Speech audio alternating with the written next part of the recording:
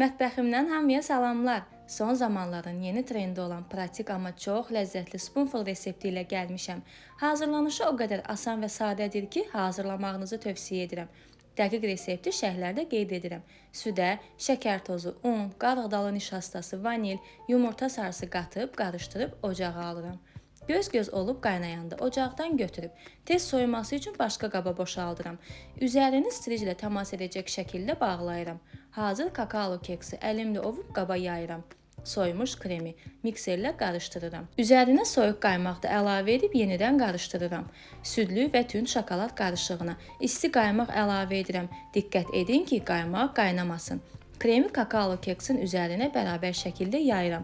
Onun da üzərinə şokoladlı qaymağı əlavə edirəm. Səbriniz çatsa 4-5 saat soyuducuda saxlayıb nuş edə bilərsiniz. Amma mən hazır edən kimi servis etdim. Hazırlayacaq olan hər kəsə nuş olsun.